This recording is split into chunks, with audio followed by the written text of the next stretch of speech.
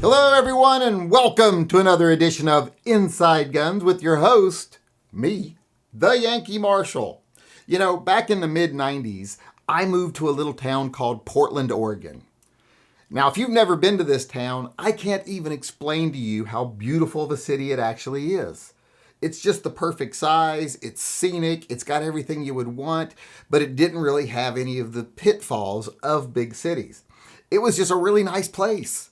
And after being places like Columbus, Cincinnati, Birmingham, it was like a paradise. This was like the most safe and beautiful place I'd ever lived in this country. And I've lived all over this country. This place, like I said, it's just hard to explain how nice it was. Now, as long as you didn't mind, hippies or hipsters, because it was just hippies, hipsters, and dinks as far as you could see, dual income, no kids, upwardly mobile young people. And it was really, like I said, a nice place to live. I never felt unsafe. Ever. Not in the worst parts of town. And I put quotation marks around bad parts of town because there weren't really any. Even the worst parts were still pretty good. You could go into the worst part of town late on a Friday or Saturday night and you'd be like, oh my God, it's going to be crazy. And no, there's like an art fair in the middle of the street. That was just Portland. That's what it was like. There'd be like a musical festival on the corner. It was just a great place to live. Now, it's changed. It is not a place that I would say you're always safe. If you're going to Portland now, I say carry. Make sure you're carrying a gun just for your own safety. I'm not saying you're going to need it, but I'm saying it's a good idea to have it. Now, I'm not pretending that Portland has just fallen apart because it hasn't. I was just out in Portland the other night. We went to a show. It's still a beautiful city at night. It's a great place to be. It's very safe. But that's when the lights are on and the people are out. Unfortunately, Portland has a big problem right now. And I know a lot of people are paying attention to the homeless population and the far left policies that are allowing them to just take over the city. And that is a huge problem and it needs to be dealt with. But the homeless population themselves are not really the problem. They're not why I'm saying carry a gun in Portland now. The problem in Portland is when you let the homeless population run wild, what really happens is they get infiltrated by groups like ANTIFA. Portland has an ANTIFA problem because they see that, hey, you can just camp on the streets and you can just live on the sidewalks and whatever. So we're just going to go there and make that our base of operations. And not only do they terrorize the city, they terrorize the homeless population too. Do you know how many homeless people I've spoken to that feel like they have to be involved in what Antifa's doing, or if not, they're going to be attacked personally, or they're going to come back and find that their own personal tent has been burnt to the ground because they didn't go along with what they were being told to do? Most homeless people are not dangerous. And if they are dangerous, it's usually just to themselves. There's a lot of mental illness. There's a lot of addiction problems. There's a lot of, gay youth. There's a lot of people who just couldn't afford to keep up with the increases in rents. That's a big problem now with homelessness. Corporate greed when it comes to apartments, etc. So there are a lot of problems in the homeless community, but they're usually not a danger to anyone. They're more a nuisance than anything else. But unfortunately, in cities like Portland, where we have allowed groups like Antifa to infiltrate them, they are now pretty much run by Antifa. And even though it's safe when the lights are on, and, as long as you avoid like certain areas like the park blocks where they have their protests and stuff, or if you avoid active protests, you're probably going to be fine. When the lights go out, businesses can't stay in the town because as soon as the lights go out and there's nobody around, they're being burglarized. They're being just trashed, vandalized. Because these Antifa assholes are just out there looking for a reason to be violent. And also they're harassing people. If you go anywhere near the park blocks or near one of their protests, you might get your car smashed. You might get a brick thrown at you. That's not typical of homeless populations. That's Antifa. That is this far left anti-fascist. And I put anti-fascist in quotes because I think we're all anti-fascist. To be an American means you're anti-fascist. These people are just hiding behind the term anti-fascist when they're actually as fascist as any other organization. They're horrible. Now, I give a lot of organizations the benefit of the doubt. Although I feel most organized movements are corrupt, just like the NRA. When gun owners start getting together and form big money-making corporations, they become very corrupt. Same thing with BLM, very corrupt. Don't care a lick about black people. They care about buying mansions and making money. Same thing, like I said, with the NRA. However, the people that usually follow the NRA and believe in the NRA, good people. Same thing with a lot of people show up for BLM functions. The ones that come during the day and hold their signs and don't cause violence or crime and then go home, they're good people. They support the idea behind BLM, but they don't realize that the organization itself is so corrupt.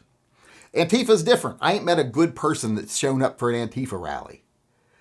Every time I've had a confrontation with an Antifa person in Seattle, in Tacoma, here in Portland, it's a negative interaction. They're just little assholes. I hate to say it. I have not found anything good about their organization, period. And they have been allowed, like I said, to infiltrate the population in Portland because far leftist policies are saying, well, the best thing we can do for homeless people is just let them stay where they are. That's not. The best thing you can do is actually help them get off the streets, provide them housing, give them opportunities to get jobs and education, etc., get substance abuse treatment. Those are the things you could do to actually help them, but that costs money. And it doesn't get you points with the far left that just like, oh, don't be mean to homeless people. Sometimes a little kick in the butt is what people need, just like teenagers. Sometimes you got to kick them in the butt to get them started. Not violently, just figuratively. So that's what the real problem is in Portland right now. I'm trying to tell people this, and they keep wanting to focus on, the homeless population, the homeless population. The homeless population isn't causing the violence. The homeless population isn't causing the vandalism. The homeless population isn't causing all the theft and robberies. That's Antifa. When they have infiltrated the homeless camps and the homeless groups and they run around in their masks committing crimes, that is not a normal consequence of a homeless population. We've dealt with large homeless populations throughout history in Portland and in other cities, especially on the West Coast where we have good weather. It's never been like this. The 70s, there were huge amounts of homeless. The 60s, there were people living on the streets. 70s, 80s, homelessness isn't a new thing. But at this radical fringe that has taken over these populations, that's the new thing. The problem is Antifa. And while I do believe we need to be helping the homeless people and the people that are in charge need to be putting actual plans in place to get them off the streets, you can't let people shit on the sidewalks. That's not what we do in a civilized society. And that's not helping them, it's hurting them. Just leaving them out there to rot. I do believe those things need to be done and it's important, but right now we also have to deal with the Antifa problem. This far left violent movement that they feel like they are justified in burning things down because, well, the other side burns things down. Well, if the other side shoots their mother, you go shoot your mother? Well, they probably would, actually, Antifa. You don't justify wrong with wrong. Just because someone planted a bomb somewhere doesn't mean you get to do it for a different ideology.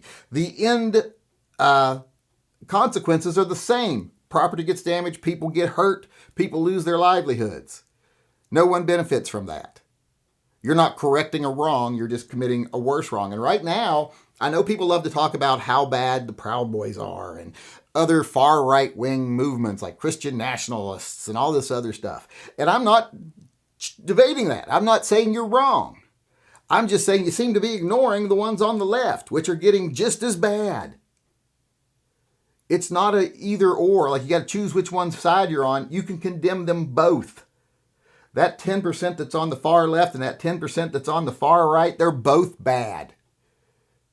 And I'm hoping that those people will start paying attention to that and more people will gravitate more towards the middle and realize, wait, we got way more in common than we do different about us, and things will start being done in this country. But right now, the left is causing me a bigger problem than the right. I've gone down and talked to Proud Boys too. I didn't feel unsafe talking to the Proud Boys. Let's just say that. I don't agree with them, but as a person walking up to them on the street talking to them, didn't feel unsafe. When I walk up and talk to Antifa people, I feel unsafe. They have that pack mentality, that, rabid, ready to go at any moment mentality. They are just the worst. And that's why I say now, if you want to go to a once great city like Portland, it's still great. But it's got problems now. And those problems don't come from the homeless population. They come from the fact that violent leftist groups like Antifa have been allowed to fester inside these populations and just pretty much take over the entire city. All right, everybody, I went a little long there, but before I go, I want to remind everyone that we are doing the fundraiser for Furball Farms Animal Sanctuary. They are a cat rescue. They rescue healthy adult cats from kill shelters before they are put down.